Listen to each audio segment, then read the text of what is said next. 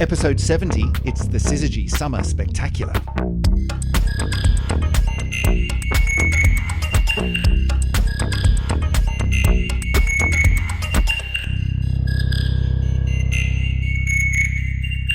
And welcome back for another edition of the Syzygy podcast. It's summertime, and that means that it must be time for a very special summer edition of the Syzygy podcast. My name is Chris Stewart. Joining me via Zoom from the other side of the country is Emily Brunsden. Hi, Emily. Hello, hello. How's your summer going? Yeah, it's a little damp, I have to say, over here. It's Yes, it is a bit damp. I've got to say it's been a bit of a rubbish summer so far. Have you been getting any sunshine over your side of the country? Just little sporadic bursts, but what happened to that May weather that we had? That was fantastic. Let's bring that back. I know, it was amazing. We had this sort of week and a half of really nice, warm, sunny skies, almost a bit too warm, if I'm honest. And that was really nice. And then suddenly it all went away. And no, welcome back to the United Kingdom summer, where it's going to be 15 degrees and wet and windy and grey all the time, which is a bit tedious, I have to say. But that doesn't stop us from doing a very special summer edition of the Syzygy podcast, where we thought we would, I don't know, summer's supposed to be a time for kind of kicking back and maybe trying to do a little bit less of the worky stuff and a little bit more of the relaxing, kicking back and having a bit of fun stuff. How's that working out for you, Emily? You doing a lot less work and a lot more of the summer fun? I should be on a conference right now, so that should be kind of a mixture of work and fun. Yeah. Conferences are sort of the academic equivalent of summer fun, I guess, aren't they? But that's not happening because of waves hands wildly all this. So you must be spending your time sort of kicking back on the couch, watching Netflix, that sort of thing. Or way too addicted on stupid games on my phone. Well, that too. So we thought we would spend this episode talking about some of the things that people get up to over the summer when they're kicking back with not a lot to do, and particularly if the weather's a bit rubbish outside, but with an astronomical, cosmological space bent to them. So we thought we'd talk about, favourite books that you might like to read, films, videos, TV shows, other pastimes that you could get up to, but all with a very astro-spacey bent to them. So that's where we're going today in the summer episode of Astronomical Fun. But before we do, a little bit of follow-up. The world's going to Mars, right? We reported on this a couple of episodes ago, or last episode, that there were 3 Mars missions, right? Correct me if I've got this wrong. China was going to Mars, right? Sending up a spacecraft, and it was wasn't China sending like everything? It was going to send an orbiter and a lander and something else. And a rover. Lander and rover. So you go around the planet and then you land on the planet and you also drive around on the planet. And China was sending all of that. So China was going, and the United Arab Emirates were going. Were they throwing everything in the kitchen sink at Mars, or was that no, I think they're just sending an orbiter at this point. Just an orbiter, okay. And then the US was going as well with their latest upgrade version of their Mars rovers. So where are we at in the world going to Mars, Emily? Well, we've had 2 or 3 successful launches as we record this, which is very exciting. So China's mission's gone and UAE's mission has gone. And we're expecting NASA to launch their mission on the 30th, so in a couple of days' time. We're recording this on Monday, the 27th of July, and so with any luck, within a couple of days' time, the third of those 3 will be successfully up through the atmosphere into space and winging their way towards Mars. And remind me, the reason that we're doing all of these Mars launches at the same time, effectively, within a couple of weeks of each other, there is a good solid space reason for that, isn't there? Yeah, it's not just coincidence. It's a window of opportunity, if you like, to launch and be able to slow down and sort of get out to Mars. The next good launch window is not for another 18 months, so kind of got to catch them when you can. Catch them when you can. So that's why there's 3 going, 2 out of 3 successfully launched. It's still a very long time before they get there. Fingers crossed for everyone involved, and keep your eyes out for that third launch, the US launching on, we hope, currently scheduled for the 30th of July. So, next episode we'll report back on how that I found out a fun fact, actually, about Perseverance, which is the mission, that's NASA mission that's going to launch later this week. So I hadn't realised that it's also, the rover's got its own personal helicopter. I remember that. Yeah. We talked about this when it was first announced. So this is going to be, is this right? This is going to be the first flight on another planet? That sounds about right. Yeah. Is that right? Like, you can sort of come down and land, but this is an actual bona fide helicopter-y device that's going to take off and fly around. Yeah. And it's got a name, which I hadn't picked up until this week. Okay, so what's its name? Ingenuity. I like it. That's pretty appropriate. So we've got Perseverance and Ingenuity. It's got its own little helicopter buddy. It does beg the question, why? What's the helicopter for? Like, this is not a big sort of cargo type. We're going to fly around and land places and let other little rovers out or anything like that. This is a tiny little thing. So why are we sending a helicopter? Is it just because that'd be fun? Yeah, well, no, it's not just, let's be honest, everyone on the planet is going to be jealous of the person who gets to fly basically a little drone on Mars. Oh, yeah. But it's only going to fly sort of, I guess it's something like up to 10 meters high to scout out where is the next best place for Perseverance to, trundle off to. Oh, I see. Right. So it's to help Perseverance guide itself or be guided around by the engineers back on Earth, which is a difficult thing to do when, if you've just got the rover, which has got loads of cameras and sensors on it, but it can only see what it can see. If you can send a little helicopter-y thing, a little drone thing up into the air and go, no, over there, or behind this rock, there's a really deep hole, don't go there, that kind of thing, then that would be really, really helpful. That kind of makes sense. Yeah. Well, good luck to them. Good luck to Perseverance and Ingenuity and any of the other really top things that NASA's sending up there. We look forward to seeing how that one goes. Right, Emily, are you ready for Syzygy summer special episode of fun? We're gonna launch straight into. Let's start with the written word. Let's start with books. Now, all of the things that we're going to be talking about today are astronomy or space or cosmology based. So when I first pitched this idea to Emily, I said, why don't we see if we can come up with our favorite space related, astronomically themed in some way books. Emily, what's your favorite read, either recently or all time? Well, I have to confess, I sort of flicked through the the repertoire of the classics in my mind, Hawking and these science, popular science books, and then I thought, what, they're great, they're interesting, but my favorite is kind of not super sciencey accurate. My favourite has to be the classic of the Hitchhiker's Guide to the Galaxy. It is a little bit difficult to go past it. I just picked that up again recently because my kids are getting to an age where I reckon they stand a chance of actually getting the humour, and it's in the pile of next books to read to my youngest daughter. So I'm kind of looking forward to that one. When was the last time you actually opened the Hitchhiker's Guide to the Galaxy? How often have you read it? I probably read them once every 5 years or so I'm probably due, actually. I've got a compendium, if you like, of the first 3 books in one, and it's well worn, shall we say. And it is, because it's, when I said how often do you pick it up and you said them, it is, what did they call it, the increasingly inaccurately named Hitchhiker's trilogy, when they got up to book 5 of the trilogy, I think is the way it went. So it's a long series of books, but if you haven't ever come across it, and seriously, if you haven't, what the hell is wrong with you? This is a very, very silly series of science fiction. I mean, it is science fiction, but it's just so absurd in most of its science fiction ideas that it's hard to even put it in that category. It's just weird, isn't it? It's weird, but it involves a lot of very, very poignant Earth humour, shall we say, and then applying that to the universe. It does. Douglas Adams had a very bent sense of humour. You might recognise him as one of the writers from some of the 1970s episodes of Doctor Who. So he's sort of steeped in that kind of British BBC. We're talking sort of the era of Monty Python and so on. That league of humour. But I don't know of anyone else who's kind of taken the science fiction genre and gone in this particularly bent way. So that's a pretty good get. Do you have a favourite of the trilogy, or of the series of 5, the inaccurately named trilogy? I think my favourite has to be the restaurant at the end of the universe. It is a good one. Yes, the titular restaurant is one perched right on the edge of. I'm not quite sure. I always did wonder when I was reading it.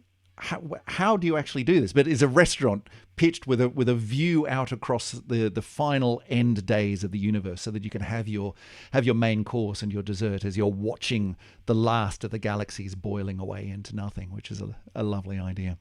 So big thumbs up from me as well for the Hitchhiker's Guide to the Galaxy. Liking that one a lot. So in this category of books, I put down one which is a little bit more, I guess, research-based, scientific. It's grounded, feet firmly on the ground, if you like, in its cosmology. This is a book called The Cosmic Revolutionaries Handbook. It came out, I think, just last year or maybe earlier this year. It's by a couple of Sydney-based cosmologists, Luke Barnes and Garrett Lewis, who are or were both based at the University of Sydney. I think Luke Barnes is now based at the University of Western Sydney. Regardless, they've written a book which I think any practicing academic or research-based astronomer or cosmologist will really relate to. It grew out of the experience of giving public talks as an astronomer or as a cosmologist, and getting to the end, getting to question time when the members of the general public get to put up their hand and say, so what do you think about this? And one of the authors said, invariably, there's someone in the audience who's going to ask a question which is, yeah, but what about this theory that I've got about the way the universe works? Is the Big Bang actually a real thing, or this idea that I've just had in my basement or my back room? Doesn't that idea kind of prove all of that wrong? Doesn't this idea that I've just read about prove Einstein was wrong, and all of those things? So it's kind of an answer to all of those people who ask questions at the end of public talks or send in their theories to universities saying, I've come up with a debunking of Einstein's theory of relativity or modern cosmology. The Big Bang never happened. You've all been fooled. And so this is their answer to that, the Cosmic Revolutionaries Handbook. It's a handbook for people who want to prove that Big Bang cosmology and all of modern cosmology is wrong. Right? They're laying it out for you. They're saying, we're going to make this easy for you.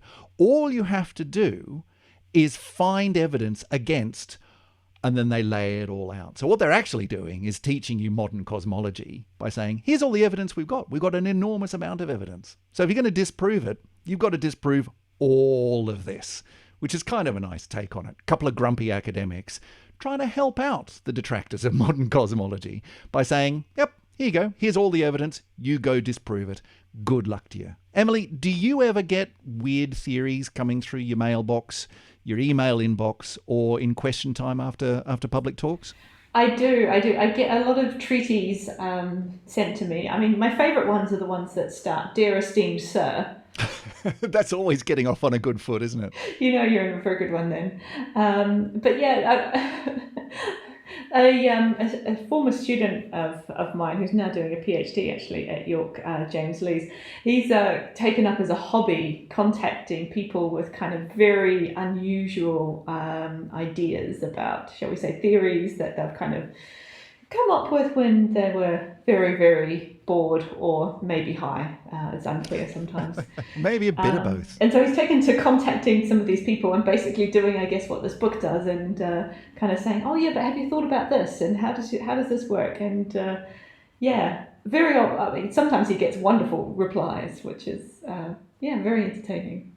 So I tend to pass my emails off onto him now. I mean, it sounds a little bit arrogant in a way, and I think if you knew the two authors, or at least one of them, Grant Lewis is a lovely guy, but he could be characterized a little bit as a grumpy cosmologist. But I think, it's the nature of the complexity of modern science that, look, we've got hundreds of years of collecting increasingly complicated and hard-won knowledge about the universe. You can forgive, I think, a little bit of grumpiness to have this constant stream of, yeah, but here's some mathematics that I've thrown down on a page of A4 in crayon that I say overturns everything that you've been studying for your entire career so far. I can understand that level of grumpiness. I think that kind of makes sense. So if you too want to test out your own theories of the universe against the gold standard of our knowledge about the cosmos, then the Cosmic Revolutionaries Handbook by Luke Barnes and Geraint Lewis. That's your go-to. I think go and get that one, or put it on someone else's Christmas list if there's someone that you have in mind that could probably use that one. All right, that's books. I thought that we could maybe intersperse in between the various categories here, Emily. I don't know. Are astronomers and cosmologists, are they funny people? Are they generally very funny people? Utterly hilarious. But the problem is that I think, if I'm going to be honest, most of my scientific colleagues and I, when we share a good joke, it's not very often a very clever joke. It's normally a very, very, very base pun. And I have to say, something dumb that made you laugh. Oh, it's so silly. But I have to say that it drives my students nuts because I'm such a fan of a good pun, and I have to share every good pun that I come across with them. Long-term listeners of this podcast will recognise that Emily does enjoy throwing in a good pun, or even just a pun. It doesn't even have to be good whenever she can. I'm not sure that there's any such thing as a good pun. Emily, I thought I'd give you the opportunity of punctuating the various segments of today's episode with your best astronomy jokes and puns. So the floor is yours. What do you got for us? Well, okay, I have to say I trawled the internet far and wide for at least 20 minutes to get this list of puns. So they're going to be completely uncredited because I'm pretty sure that you don't want to actually be credited with any of these jokes anyway. You might find people chasing down your doors. Yeah, fair enough. All right, so hit us with the first one. Well, I thought since this is we just did the section about reading and books, I can tell you about a book that I've just been reading. Go on. It's all about anti-gravity. It's quite an interesting topic. Oh, really? But it turns out that this book is just impossible to put down. Right. On that note, we'll be back with more of Emily's entertaining wit after the next segment. I thought we'd move on from here we're going from the written word to the spoken word. Emily, do you listen to any other podcasts that are sort of space related? I mean, look, let's just be absolutely clear here. We are the number one astronomy based podcast on the planet, and it's pointless listening to any others, but I'm just going to ask, do you listen to any others? I do. So I listen particularly, I have to confess, my podcast listening is fairly eclectic. I listen to a few maths podcasts. I listen to quite a few history ones, and economy ones. I don't know how I've gotten into economist podcasting, but that somehow just happened. But in terms of astronomy, I can actually say, well, when I first started teaching, actually, this was probably, 7 or 8 years ago, I started listening as I was walking to and from work to an astronomy podcast, just to kind of, it's nice to see other people's take on how to talk about astronomy. And the one I listened to was Astronomy Cast, which I think is one of the oldest astronomical podcasts. It's been going forever. Yeah, but it is a really, really well put together podcast.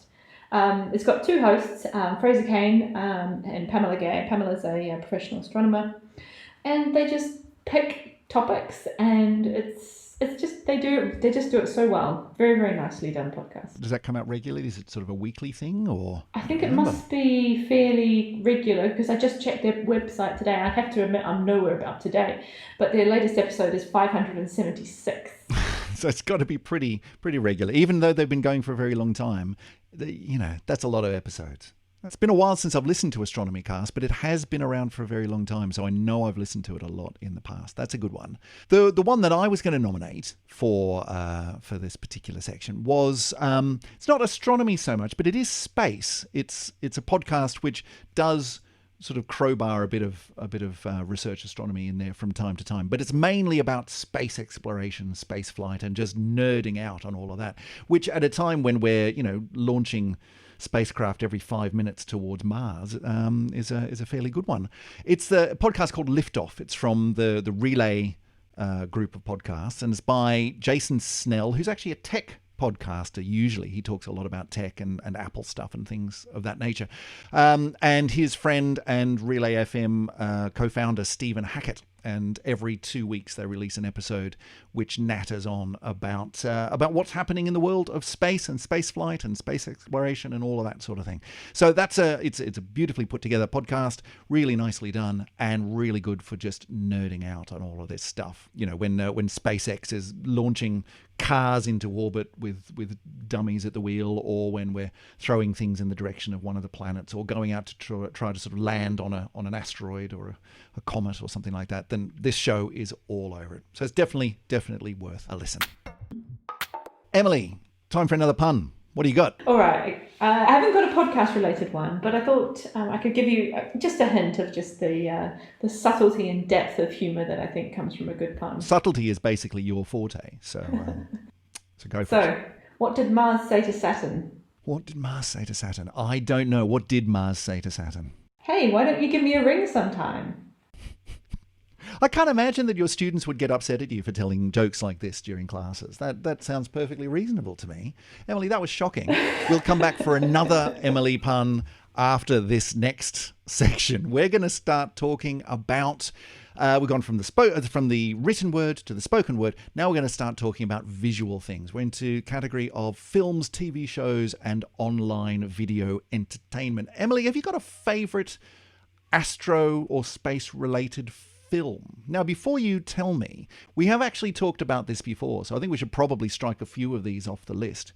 We have actually had a bit of a natter before about our personal views on a couple of the big space films, including Gravity, with Sandra Bullock, which is the incredibly visceral and quite amazing film of astronaut whose spacecraft is battered to hell by an exploded satellite and staggeringly manages to do all sorts of crazy things in space. And it seems plausible until you think about it.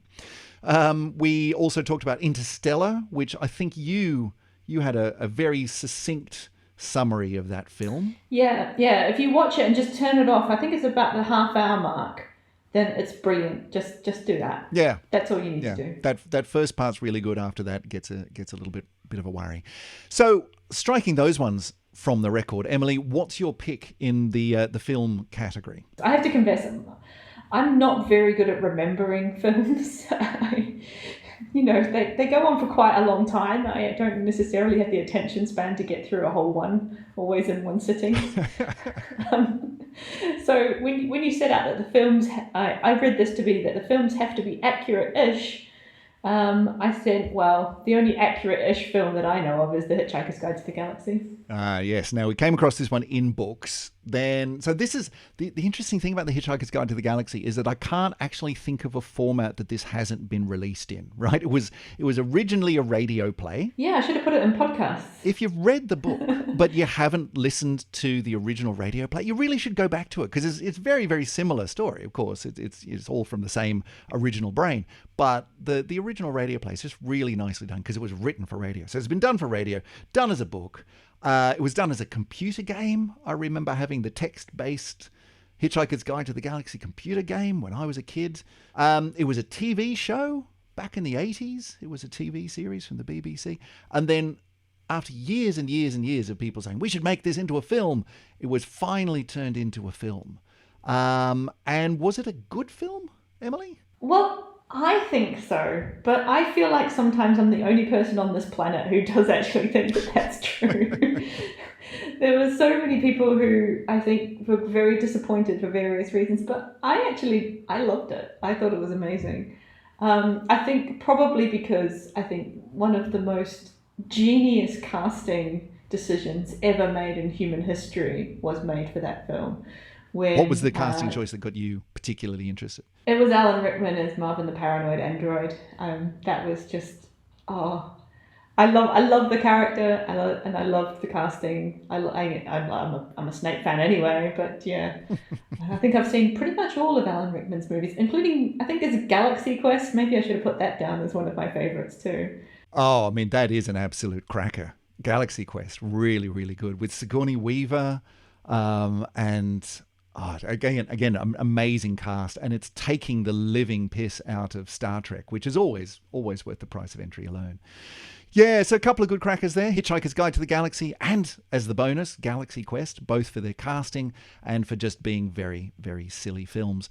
The one that I had down here in this category, I had a couple which I haven't actually seen. I mean, I had a long list of really good films that I have seen from, 2001, which is a really good film that I hope never to see again. Have you seen 2001: A Space Odyssey? Embarrassingly, I've only seen bits of it. Do you know what? I suspect that's okay. I fell asleep in bits of it, which is, I think, also quite embarrassing given how classic it is. It's one of those films which I think is worth watching once, in the same way that driving across Australia is an experience which is worth having once. And maybe only once, because there's a lot of very long, boring bits in the middle. And it's kind of the same with 2001. And then there's the very weird bit at the end. But, an amazing piece of filmmaking, if that floats your boat. The Dish, another great Australian film about when we landed on the moon. Apollo 11 landed on the moon, and the part or the role that the big radio telescope at Parkes in Australia played. They kind of play a little bit fast and loose with the story there, but it's a very, very fun story, particularly for the scene where they're playing cricket on the dish itself. That's quite cool. But the one that I really thought stood out in the last several years is not really recent, but within the last 5 years or so, is Hidden Figures, which was the story of the number of African American calculators, they were called, the mathematicians who did a lot of the actual calculations for the early space missions and for landing on the moon. They were the human calculators, but their story went pretty much unreported for a really long time. And it's a great film, both about that story of how the maths and the science was done, but also the characters involved. So Hidden Figures, that was my choice on that one. Have you seen that one? I have, and I really, really loved it as well. And I think there's also quite a few theatrical adaptations of that story and others similar to it that have played. I mean, I remember I was going on to a weekend holiday to Cambridge, and I just, happened to sort of Google what's on in Cambridge, and there was a theatrical adaptation of Hidden Figures, and I got really excited, and I sent the link around to everybody and said, yeah, let's all go to this, it looks really cool. And then somebody had to email me back and say, Emily, this is Cambridge, Massachusetts. There are other Cambridges. Other Cambridges are available. Oh dear. Whoops. Oh dear. So you almost kind of got to see that. Well, I'm glad I didn't get the tickets. Just went and bought them. Yeah. It would have been awkward. You wondered why they were for sale in American dollars, but there you go. So that's films. We've done films. We're going to do TV shows next, but before we do, you got another pun for us? Oh, of course I do. Oh, let me bring up my list. It's so hard to choose. I mean, I just get the feeling you're not going to let me say them all, so I have to choose the You may have to top of the whittle them top. down. Choose wisely. Okay, so we've been talking about sort of movies, and lots of them have, scores and lots of famous music, especially 2001. So what kind of songs do you think planets like to sing? What kind of songs do planets like to sing? I don't know. What kind of songs do planets like to sing? Emily? Neptunes. On that note, television shows. So we've done films. Now onto TV shows, and this includes streaming, of course, because television doesn't exist anymore. What even is over the airwaves television? I don't remember the last time I actually tuned into something that was broadcast in real time to my house. It's all about the streaming now, but that's okay. That's fine. And included in this category is, of course, like with the films, anything that has come before. And there's some absolutely cracking old series about astronomy. And old being anything from, a decade old to, a lifetime ago. Going back to Cosmos, the original Carl Sagan Cosmos. Have you watched that, Emily? I have. And then there was a really good one that was on a similar lines to that one, which was done by, the New Zealand actor, Sam Neill. Sam Neill was the host. Right, yes. I remember watching that when I was a kid. I didn't know he'd done one. I'll have to go and look it up. You don't remember what it was called? No, I'll have to Google it. Right, we'll have to look that one up. We'll put it in the show notes if we can figure it out. But yeah, the original Cosmos series, which now looks, it does look very dated. There's a lot of, 70s clothing, long collars, that kind of thing. And Carl Sagan is, he's a walking stereotype. But for all of that, it was a fabulous series, and he did such an extraordinary job of summing up both the state of our understanding of the universe at that time and the wonder of all of that, but also just the human story of it all. He was one of the earliest and one of the best narrators of the human experience in science, and so it's really worth going back and having a look at. It was updated, I think, within the last 10 years or so with Neil deGrasse Tyson. Did you see the modern Cosmos reboot? I haven't. No, that would be really exciting to see. It's an interesting one. It's a lot flashier, with deGrasse Tyson on a big sort of spaceship sailing out through the void, and it's kind of a bit Star Trekky, and that's all fun. But I kind of just like the really down to earth, almost prosaicness of Sagan, and I find the flashiness of the modern one just a little bit off-putting. But that's okay. Then, of course, you got your Brian Cox's Wonders of the Universe, Wonders of the Solar System, Wonders of anything, Wonders of people, Wonders of animals, Wonders of it's all wonderful, and he's very cool. One that I am going to say you could probably avoid, so this is more of a, spend your time on something else, is a recent one on streaming networks called Space Force. Have you come across this one? No. No, Space Force. I should be grateful that I haven't, by the tone of your voice. Yeah, look, I mean, again, casting, it's, and not just starring, but I think actually written and produced by Steve Carell from The Office and many, many other very, very good TV shows, movies, and so on. I really like Steve Carell a lot. But this is about Space Force, which is you've got the Navy, you've got the Air Force, and Donald Trump, a couple of years ago, announced to the world, I think fairly unexpectedly, as far as I can tell, that America was now going to have a Space Force, which made a lot of people kind of giggle because it just doesn't sound real, Sounds like something that you'd get in a Lego box, Space Force. But the US was not going to cede power of space to any other nation, that they were going to take it for themselves. And so this comedy TV show, Space Force, is kind of responding to that. And I like the idea, but it just doesn't quite hit the landing. Your mileage may vary, but I did find the first couple of episodes to be a bit, I see where the jokes are, I see what you're trying to do, but I'm not laughing. It's not really happening for me. Maybe it's just a bit too close to the bone in the current political climate. So that's one to avoid, Space Force. Emily, what was your pick in this category? So my pick was a little bit odd. It's not a super famous documentary series, but it is one of my absolute favourites ever. So I think it's fair to say that when growing up in New Zealand, we only had sporadic access to BBC media, shall we say. If the national programming was to decide to put it on, then they put it on, and if they didn't, then they didn't. But I came across this probably later. I think it was originally aired in 2012, but I think I came across it a little bit later than that, or maybe a couple of years afterwards. There's a series called, BBC documentary series called Orbit, Earth's Extraordinary Journey. Mm-hmm. And it's just a 3-part documentary series, but I love the way they framed it. So what they did was they took the orbit of the planet Earth and sort of looked at that from, I guess, the astronomical perspective of the fact that, your Earth's tilted, so you've got seasons, and so things are changing as the Earth goes around in its orbit around the sun. But then it was very much focused on how that impacts what happens on Earth. So anything from, I think it was extreme weather to extreme seasons, all sorts of really interesting things, solstices. Yeah, it was just a nice link between the sometimes very abstract astronomical things that happen, and actually, hey, this has an everyday effect on our planet Earth. It's a nice way to draw together a whole lot of things which are obviously related. I mean, they're causally related, but which we don't necessarily tend to relate in our minds. And particularly as, I think if you were to still, in 2020, do a survey of 100 people out there on the street, you'd get a large proportion of them still getting the whole, so what causes the seasons? thing wrong. Like there's a very strong misconception amongst the public that seasons come from the Earth getting closer to or further away from the sun, rather than the tilt of the Earth on its axis. So having a show which is able to say, so here's some stuff about the Earth and its orbit, where can we go with that? Yeah. That's a really nice idea. And it was presented by two women. I think it was an oceanographer and quite famous, I think, BBC host for science documentaries, Kate Humble. Okay, I'll go and look that one up. I'll add that to my list of summertime viewing.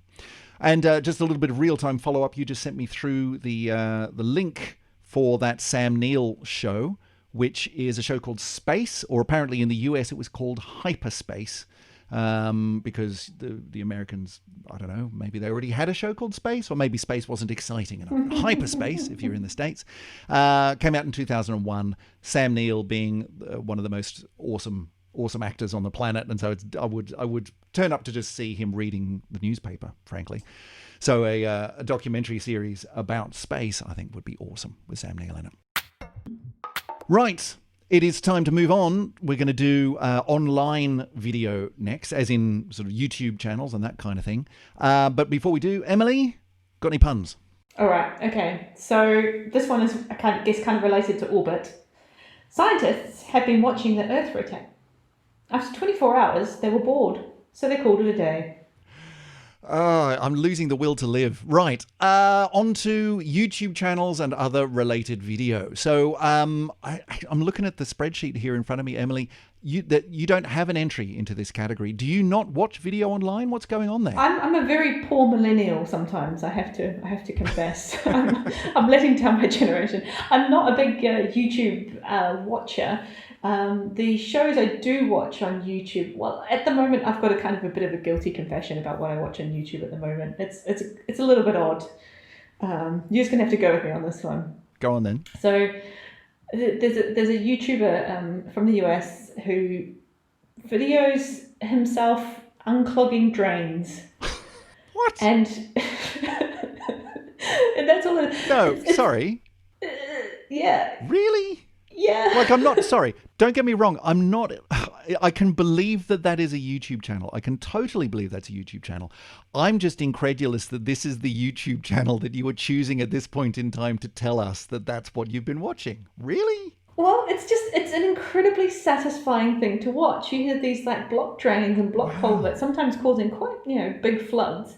And then he goes and it's just a process of just clearing it all out, and the water levels go down, and everything's nice again. And it's just It's just one of those weirdly satisfying things. Like, I know that there's an incredibly popular YouTube channel called Dr. Pimple Popper, and if you're at all queasy about bodily things and people's skin conditions, then please don't go and search for Dr. Pimple Popper.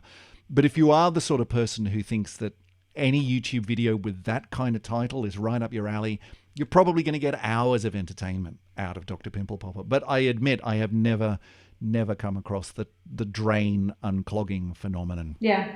It's called Post 10. It's called what? Post 10, if you're interested. The YouTube is called Post 10. Post 10? Yeah. Do we know why? Is that relevant, or is it just... No, I mean, it's an eclectic mix of videos on there. I mean, there was quite the post that we found in the archive, which was called 5 Yellow Signs.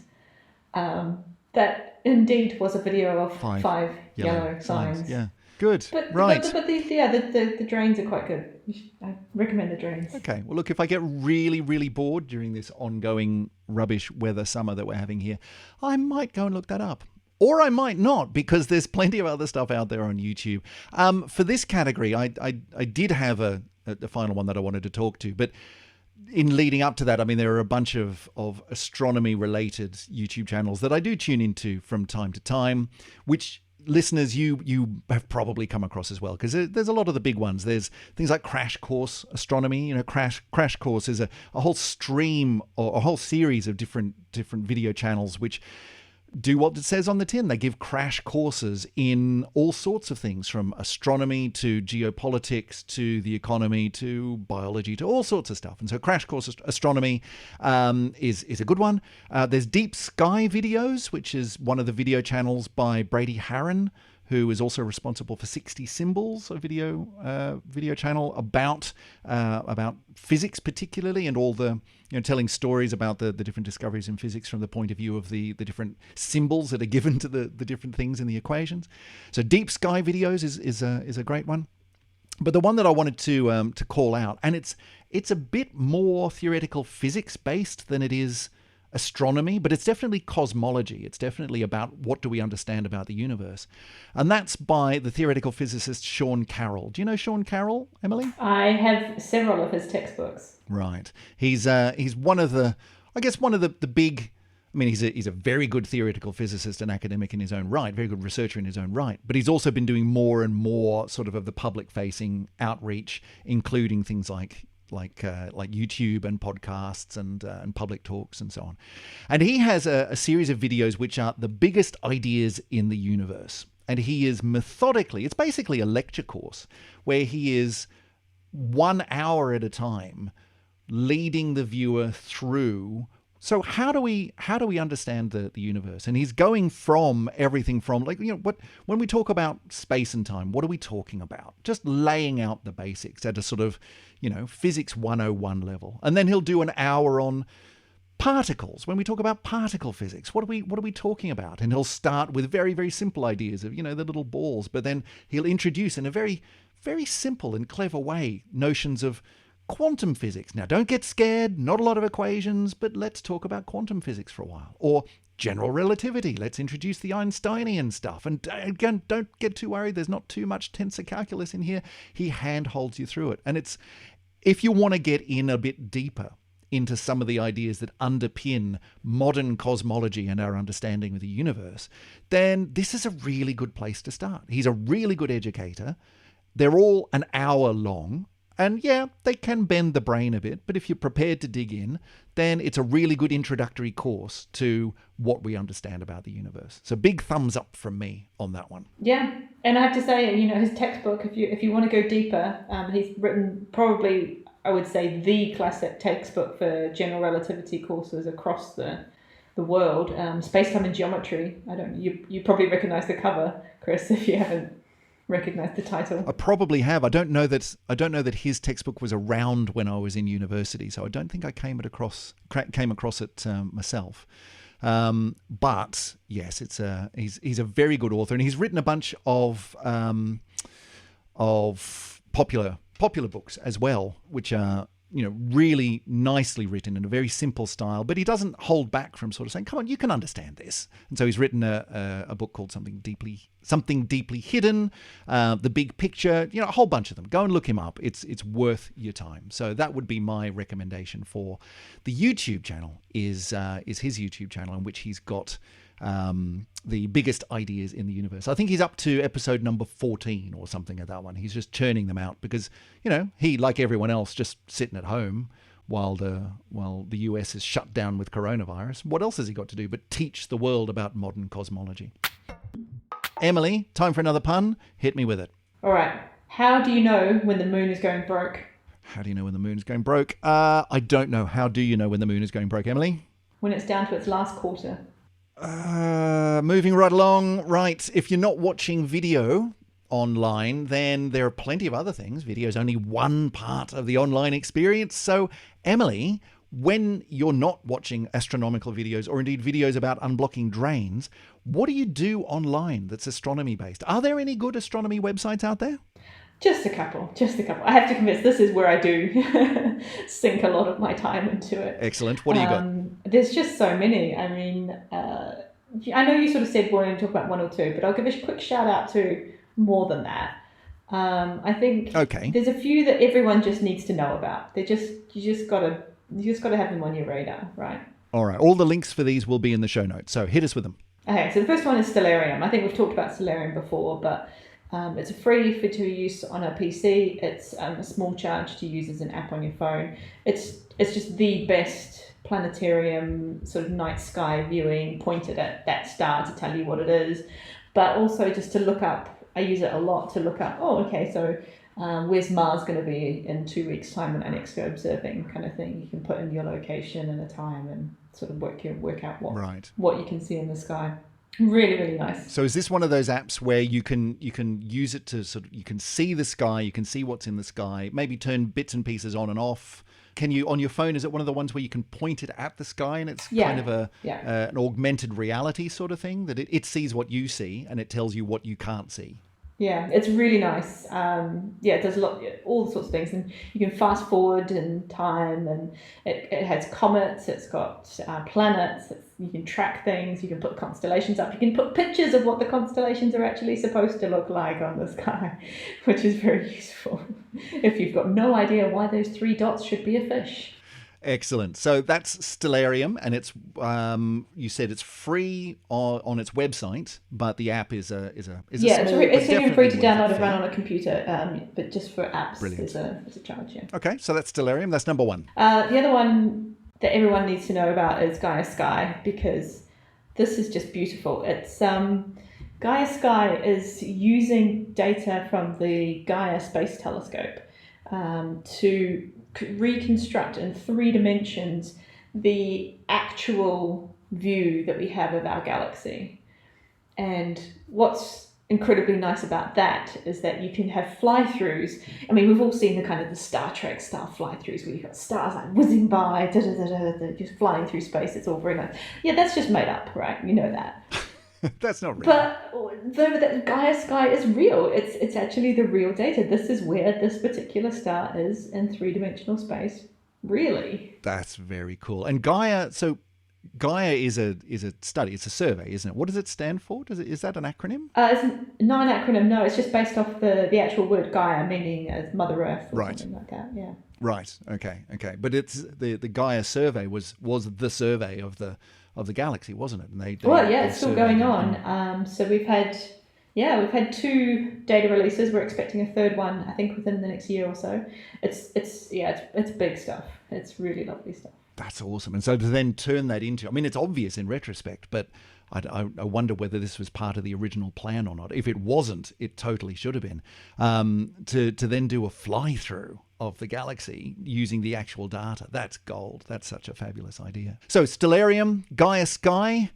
I'm looking at the list of things on your list of websites and apps here, Emily, and one is standing out to me, which is a bit intriguing. Cats in Space Quoting Scientists? What? Yeah, so it's just a silly Facebook page. It's fun though. I mean, it does what it says on the tin. They get a picture from space, they put a cat in it, and then they put a quote from a scientist. And it's just nice. It's just silly and it's fun and it's nice. I think we're all learning quite a lot about your particular sense of humour here, Emily. The sort of things that you find amusing. I don't know, it's a bit like a cat playing with a ball of wool in a way. It's like, oh, that's fun. You had a few others in your list, though, as well, which, again, we'll put the links in the show notes. Any of those in particular you want to give a shout out to? One, just because of the time limit that's on it. So this is the one that I found quite recently, is that NASA's got a Lunar Loo challenge going on at the moment. A Lunar Loo challenge, which is what? Exactly? So you have it's an open competition from NASA to ask the community to design a toilet that will work not only in 0 gravity, so near 0 gravity, as in on the International Space Station or in a spacecraft, but also in lunar gravity, so small amount of gravity. Wow! And is this real? I mean, look, NASA has a lot of experience with this already, so I find it hard to believe that they don't already have a few ideas of their own. Is this a genuine shout out to we're looking for solutions here, or is it kind of just a fun, hey, let's name a Mars rover kind of thing? No. Draw us a picture of a space toilet. It absolutely is a genuine design challenge. The prize is $35,000. Wow. Okay. The bad news is you've not got long to do it. I think August the 17th is the deadline. So if you've been out there with a cracking idea for a space loo and you've just been waiting for an opportunity, now's your chance. Get in there to the Space Loo Challenge. Go into the show notes, find the link and go and click on it.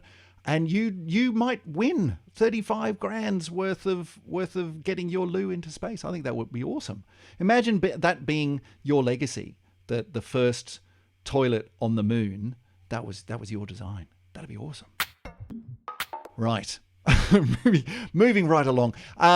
From space loos to, I guess, Emily, your next pun. Oh, excellent. Before we find our way out of here with one last category, have you got another pun for us? Do I have one? I've got a lot.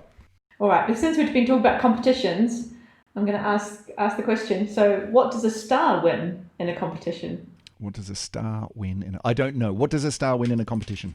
A constellation prize. Oh, Emily, you're killing me here. Right, our last category, which is, one of those other online pastimes and something that we've all been doing increasingly online since Waves Hands, all this happened, is the online shopping and finding interesting things to purchase and send your money and have it arrive in the post through your mailbox. So, Emily, what's your go-to online astronomy-based shopping network? Have you got any astronomy-based gear, kit, merch, fun stuff? So this is where I can be a little bit millennial, and that's I have entire Pinterest boards full of awesome astronomy kit. Fantastic.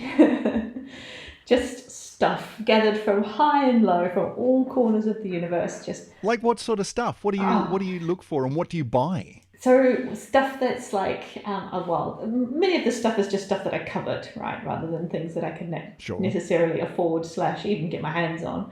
But I'm just looking at, I've got a snapshot of my Pinterest feed here. Anything from, socks with constellations on them. I actually did give those to my partner as a Christmas present one year. That was quite fun. Yeah, they're nice. I like those. Some really cute boots with like nebula and stars on them. Very, very nice wedge heels. Got an umbrella which has the constellations that glow in the dark on the inside of the umbrella, so you can look up when it's raining. That's brilliant. That's a great idea. Never thought of that. Very nice, yeah. There's scarves, I've got globes.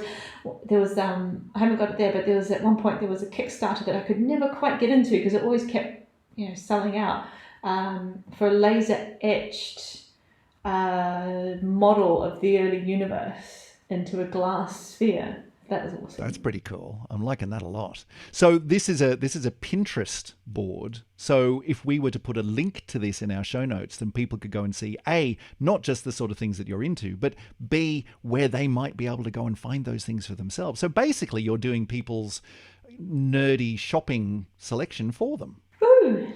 Nice work. Okay, so we'll put that link in there. What would you say is your favorite astro-related purchase so far? So I think one of the nicest things they did was, it wasn't actually a purchase, I got inspired by the internet, although there are companies that produce these if you don't want to do one yourself. So it was for our anniversary. This is again my partner and I's anniversary.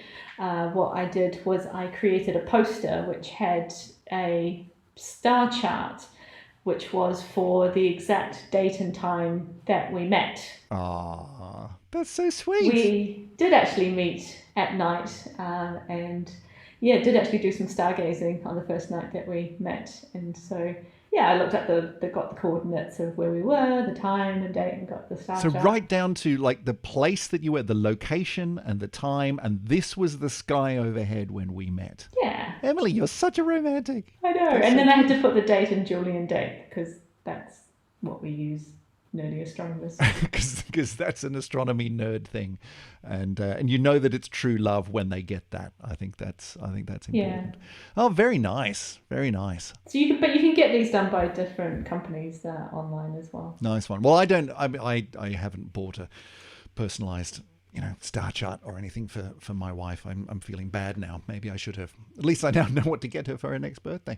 In this category for me, I was just going to put down, I got a couple of things there. One is a plug for, I think we're allowed to do this, plug for someone who has supported us on our Patreon page, patreon.com/syzygypod, if you want to join him, which is Galaxies on Glass. Oh, yeah. It's, to be fair, if I had the means, I would just cover my entire house with these pictures. They are just glorious. I've been lucky enough to have worked with Chris for quite a few years and to have visited his stall at New Scientist Live as well, which has I don't know, 20, 30 odd of his fantastic images, and seeing them in person, I it's all very nice. You see beautiful pictures of astronomy stuff on the web all the time, right? You see Hubble pictures, you see whatever, and you think, yeah, that's really nice. Yeah, I mean, astronomy is just built from beautiful images. And just to be clear, these are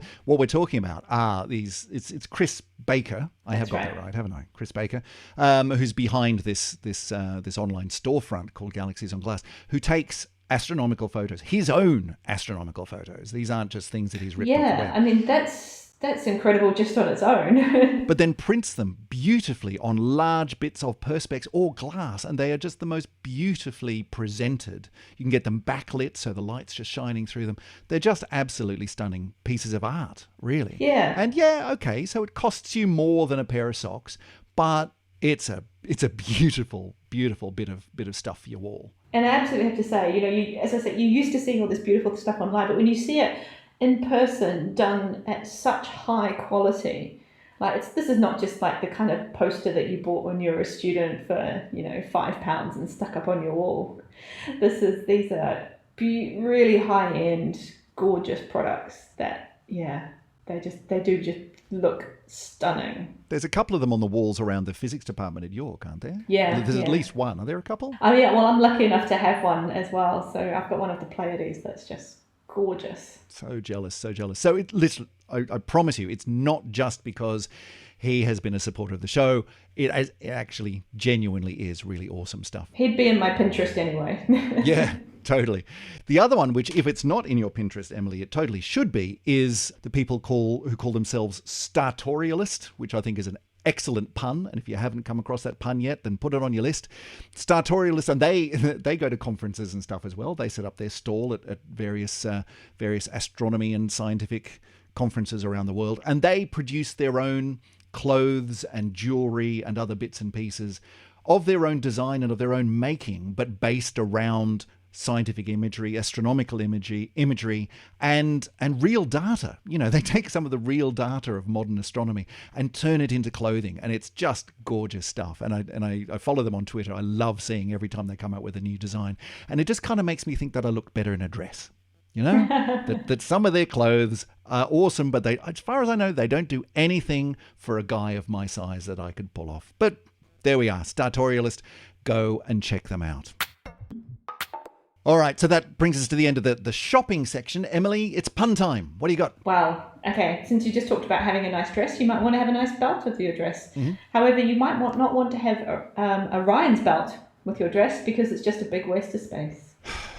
Moving right along. An interesting category on the spreadsheet here. We've gone from shopping. We're now talking about fabric. And this is a category that you put in, Emily. So I think I'm just going to need to hand over to you. Why are we talking about fabric? Is this the fabric of space-time that we're talking about here? Well, sort of. I mean, I'm going to go be honest and say I'm pretty sure that the Venn diagram of astronomers and people who are fabric enthusiasts like myself it's got a fairly small intersection, but that's okay. That's okay. It could just be a Venn diagram with one person in the middle, and that's you? Possibly. Well, maybe not, because there are some gorgeous fabrics out there. So I'm a quilter and I do dressmaking as well. That's kind of my offline hobby. It gets me away from the computer, it gets me away from social media, etc., etc. So it's a real good escape, especially when it's tipping it down outside as it has been this summer. I've been rather productive this summer, I think. Yeah, so as a quilter, I mean, you've got access to just huge arrays of really beautiful and very modern fabrics. I mean, it used to be that when you did quilting, you sort of had these very classic, shall we say, without being rude, fabrics where you might have like hundreds of chickens on them or something like that. Yeah. Lots of flowers, I would imagine. Yeah, but sort of in modern times, as modern quilting's taken off, modern fabric designers have started to take these ideas and run with them, and some of the stuff that they've come up with is just gorgeous. So at the moment, like what sort of things have you got your eye on, or what have you been using? One of them I've been really enjoying is a series by a designer, Robert Kaufman, who did Science Fair. And hang on, you sent me the link. I'm just going to look it up. There's lots of really sciencey, geeky prints. Particularly one of my favourite ones in that one is there's a one with lots of physics equations on it. Oh, this is great. I love this. It's really cool, really cool. I don't even make stuff and I want to order some of this. There's stuff here which has got the periodic table on it. There's stuff here which has got physics equations. There's DNA helices. There's chemistry equipment. There's chemistry equations and symbols.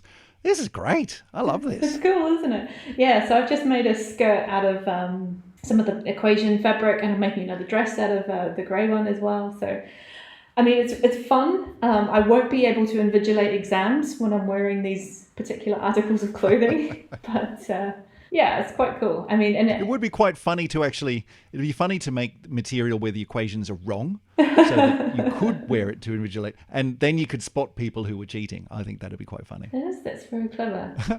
Yeah, and so I'm using these kinds of fabrics to do that. I'm also making, as in the current climate necessitates, some face masks as well, some sort of geeky face masks of my geeky fabrics, which is this would be great for face masks. Yeah. The one thing I'm quite proud of at the moment is I just finished, actually, during lockdown.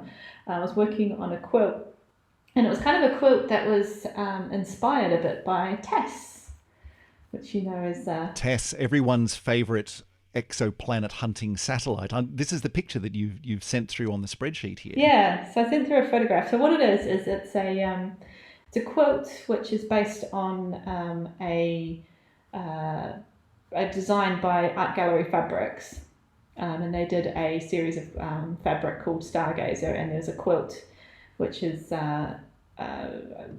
know, when you make a series of fabric, they often put out some quilt patterns and things that they think would go with it, and this was one of their ideas. But what I did was I sort of chopped and changed it around. So it's a 5x5 block quilt, but the central block, instead of having kind of the moon, a little kind of cartoon moon in the center, which is how the original pattern was, I thought the whole design just kind of reminded me of TESS. It's got lots of rockets and moons. You know, the moon's very important to TESS because it's part of its orbit stabilization. Right, yeah. It's got these kind of big triangles that kind of look a little bit like solar panels coming out of it. So it just reminded me of TESS. And so right in the middle there is this little spacecraft that we all know and love. Yeah, so I learned how to design paper-pieced work. So what it is it's like a geometric pattern where you put together lots of shapes until you get the shape that you want. So I did that for TESS and put it in the middle. Gosh, you're clever, aren't you? And I love the fact that in this photo, do you mind if we put the picture up with the show? No, the chapter art for this bit. So in this picture, you can see your little feet poking. I'm assuming they're yours. They're actually not mine, but I think we can. Oh, they're not yours. We can preserve the anonymity of the quilt holder opera.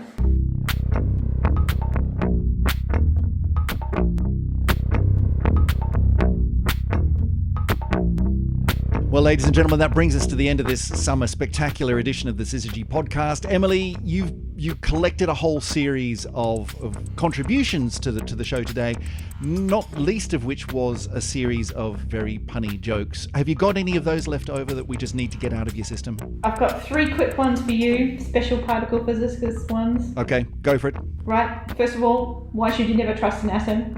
I don't know why. Because they make up everything.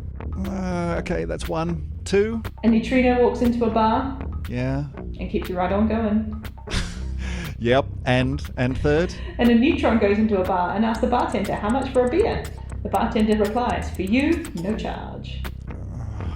Listen, if you wanted to get in touch with the show and share with us your really, really lame puns, then you could do that in a number of ways. Emily, how could people get in touch with us? What are the options available? Well, if you can capture it in a tweet, then do send it winging our way through the space on the internet. So we are at SyzygyPod, SYZYGYPOD on Twitter. But we're not just on Twitter, we're on the other social medias as well. We are on Instagram, at SyzygyPod. We are on Facebook. Just search for at SyzygyPod or the Syzygy Podcast.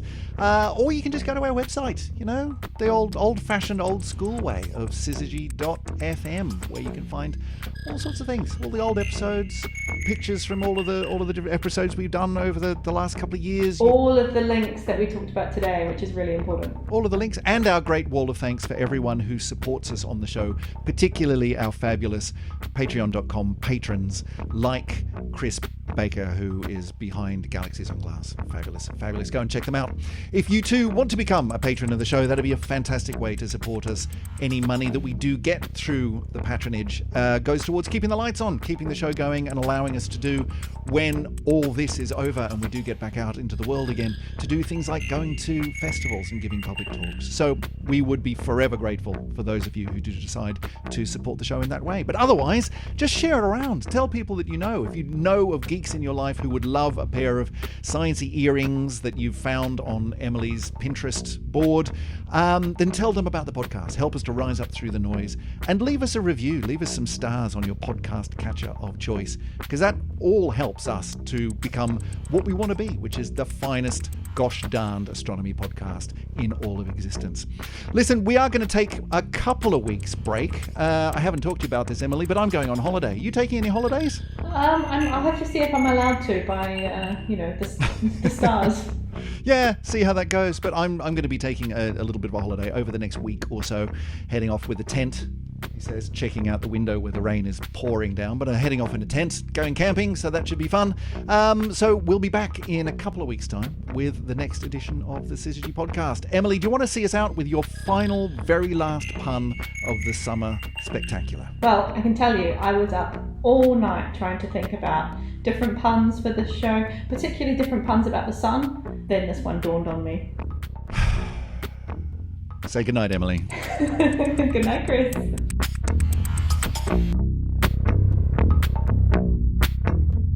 That was terrible. That was really bad. Don't know why I expected any better, but there we go.